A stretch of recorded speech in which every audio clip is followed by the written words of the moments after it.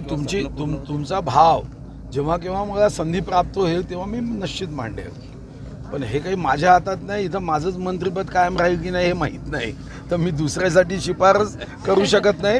हां, मी फक्त त्यांच्यापर्यंत हा भाव अगोदरही पोचवला आहे. या अगोदरही हे खरं आहे की पंकजाताई या अतिशय उत्तम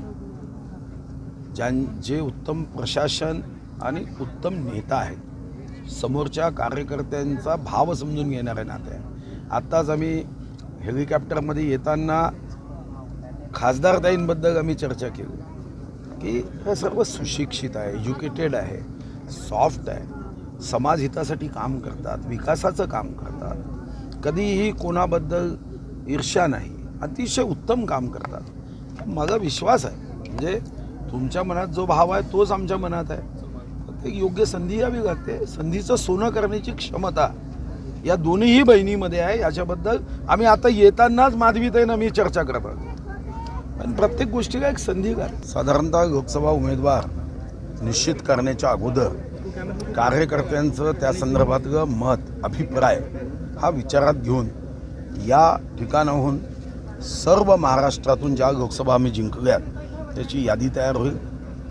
1 तारखेला दुपारी या संदर्भात आमची कोर टीम बसेल आणि या सर्व नावांची यादी ही ताबडतोब केंद्रीय पार्लमेंट बोर्डला पाठवलं जाईल.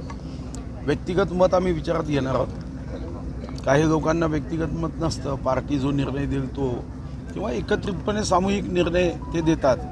या ठिकाणी सर्व प्रमुख नेते, पदाधिकारी, कार्यकर्ते यांच्या माध्यमातून त्यांचं मत घेतलं जाणार आहे. मी आणि निरीक्षक म्हणून माधवीताई आमच्या ज्या महाराष्ट्राच्या अध्यक्ष होत्या, महामंत्री म्हणून ज्यांनी अतिशय काम केलं, माधवी नाईक यासुद्धा सोबत आलेल्या आहेत. कोणी केली चर्चा बघा, त्या व्यक्तीचं जर नाव समजलं तर मग आपल्याला योग्य पद्धतीने त्याच्यावर अभिप्राय देता येईल. शेवटी आज तर मी जनतेचा अभिप्राय घ्यायला आलो आहे. चर्चा कोणी केली हे नाव सांगितलं म्हणजे अमितभाईंनी केली असेल तर मग एकदा मी विचारून घेतो. हो, पहिलेच ठरवलं असतं तर मग इथं आगच कशाला असतो. त्याच्यासाठी कार्यकर्ते, पदाधिकाऱ्यांकडून मत जाणून घेतोय आपण. प्रीतमताईचंही मत जाणून घेणार आहोत, पंकजाताईंचंही घेणार आहोत. सर्व जेवढे आपले वरिष्ठ पदाधिकारी, अध्यक्ष असतील, महामंत्री असतील, सर्वांचं मत जाणून घेतल्यावर मग निर्णय होईल.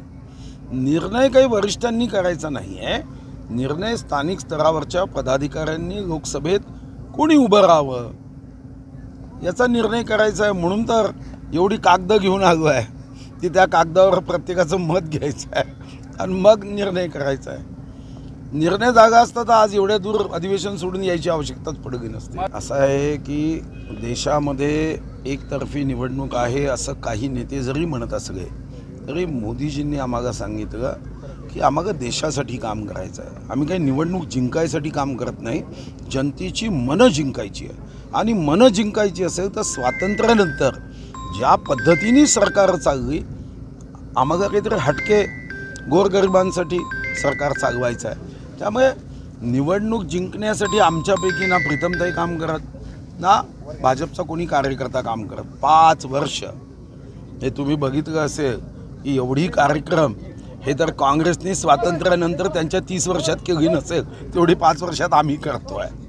तर आमचं काम हे निवडणूक जिंकण्यापुरतं मर्यादित नाही. आमचं काम हे सर्वसामान्य, कष्टकरी, गोरगरीब शेतकऱ्यांची मनं जिंकणं आणि त्यासाठी सत्ता हे साधन आहे. आणि म्हणून आम्ही काम करतो. निवडणूक जिंकण्यापुरतं आमचं काहीच काम नाही. किती काम करतात. स्वतः खासदार ताईंनी एवढा प्रवास केला आहे आणि इथंच नाही, देशातले राज्य दिले जातात, इतकं मेहनत करावी लागते. म्हणून साधारणतः एकतर्फी आहे की नाही हे तर जनता ठरवते.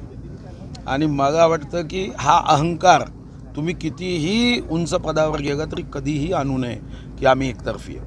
हा जसा रावण मायावी रूप घेऊन आला आणि सीता मातेचा हरण झाला. समजा इथं या आंदोलनाच्या मागे टिकेत बरोबर निवडणुकीच्या तोंडावर का आंदोलन करतात हा पहिला प्रश्न.